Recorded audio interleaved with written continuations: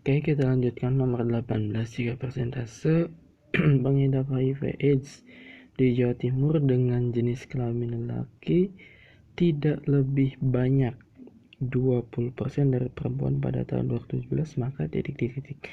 Nah, jawaban untuk nomor 18, 19, 20 ini kita bisa lihat dari paragraf yang kedua. Apa katanya? Tuh.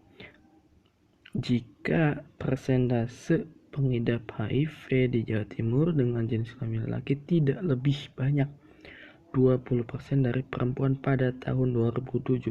Coba kita lihat. Kita baca dulu yuk paragraf nomor yang kedua.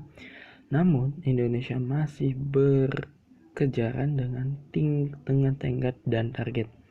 Data UNAIDS di 2018 menyebutkan 51% orang dengan HIV di Indonesia mengetahui statusnya. Jadi gede ya, 51%. 17% dari mereka mendapat pengobatan. Data Kementerian Kesehatan yang diolah tim Lokadata menunjukkan dari tahun ke tahun angka HIV terus meningkat. DKI Jakarta memiliki persentase tertinggi 19% pada 2017. Sedangkan angka pengidap AIDS cenderung stabil dari tahun ke tahun. Persentase pengidap AIDS tertinggi ada di Provinsi Papua 19%. Hal ini disebabkan kurangnya kesadaran dan adanya ketakutan masyarakat Papua untuk memeriksakan diri. Hal serupa juga jadi penyebab Jawa Timur memiliki HIV AIDS tertinggi kedua di Indonesia.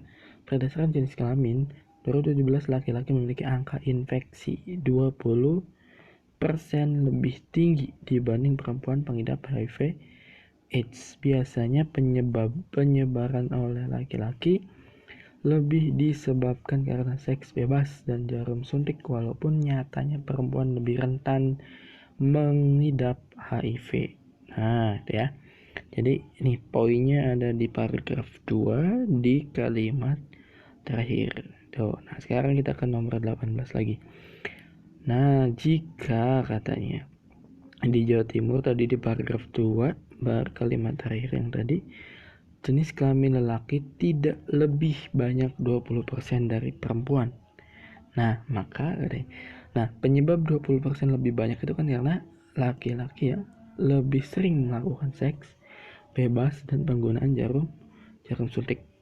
Maka ketika laki-laki tidak lebih banyak 20%, artinya kan bisa sama dengan perempuan atau bisa lebih sedikit. Nah, berarti seks bebasnya mengalami penurunan. Berarti penggunaan jarum suntiknya mengalami penurunan, dan penyebab penularan HIV lain itu turun ya, tidak dilakukan laki-laki. Nah, yang mana jawaban yang paling tepat? Nah, jawaban yang paling tepat kita bisa lihat. Nah, yang D ya, yang paling pas ya. Jadi seks bebas di Jawa Timur tidak marak dilakukan oleh laki-laki. Oke. Nomor 19 berikut ini adalah alasan yang paling mungkin terjadi jika Indonesia mengalami penurunan data pengidap HIV AIDS. Tadi udah ya, HIV itu penyebabnya karena itu. Jadi paragraf pertama kan tadi target AIDS. Di paragraf kedua kan sebaran penderita HIV, dan di kalimat terakhir paragraf itu kan ada ya penjabaran penyebab HIV. Salah satunya tadi seks bebas, penggunaan jarum suntik, dan lain-lain.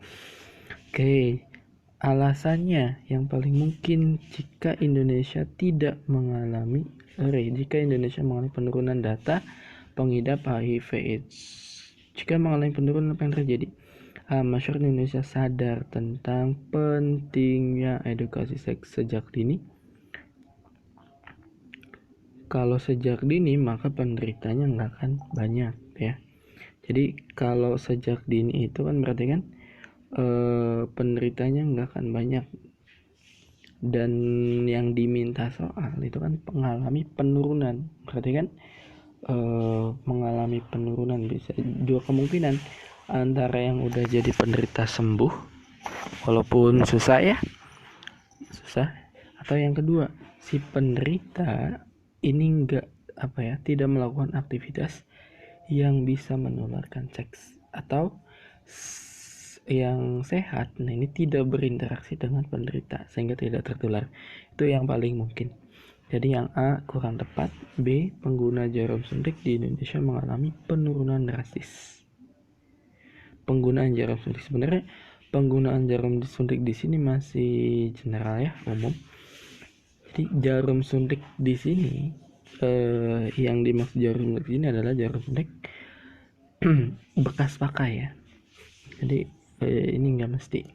C, UNAIDS mampu menyelesaikan misi jangka pendeknya dengan baik. Nah, berkaitan dengan paragraf pertama, coba kita bisa lihat lagi. Lihat di kalimat di baris ketiga, misi jangka pendeknya fast track ya.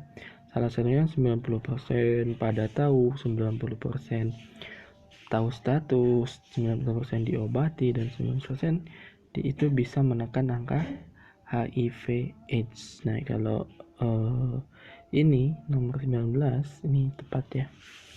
Jadi yang paling tepat adalah opsi C. Terakhir nomor 20, jika masyarakat Papua memiliki persentase pengidap HIV lebih tinggi daripada Jakarta, maka titik. Nah, kalau kita baca ulang lagi di paragraf kedua kan tadi ya, urutan pertama itu kan Jakarta, pengidap tertinggi 19%. Nah, terus persentase pengidap tertinggi ada di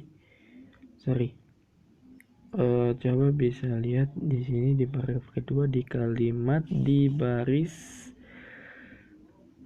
ke 1, 2, 3, 4 keempat ya. DKI Jakarta memiliki persentase pengidap tertinggi 9% di 2017, sedangkan pengidap AIDS cenderung stabil dari tahun ke tahun. Persentase pengidap AIDS tertinggi ada di Provinsi Papua 19%. Hal ini disebabkan kurangnya kesadaran dan adanya ketakutan masyarakat Papua untuk memeriksakan diri. Oke, jadi pengidap tertinggi di Jakarta ya. Persentasenya ada di Papua. Jadi ini sebenarnya ada tumpang tindih data di paragraf kedua ya. Jadi antara DKI atau Papua sebenarnya di sini dikatakan dua-duanya tertinggi katanya ya. Dua-duanya tertinggi. Ya, masing-masing sama datanya 19%. Oke, coba kita ke nomor 20 lagi. Jika masyarakat Papua memiliki persentase pengidap HIV lebih tinggi daripada Jakarta, tadi kan di paragraf kedua sama-sama 19% kan. Jika lebih tinggi, apa yang terjadi? Persentase pengidap HIV di Jakarta mengalami penurunan. Penurunan itu kan berarti kesembuhan kan?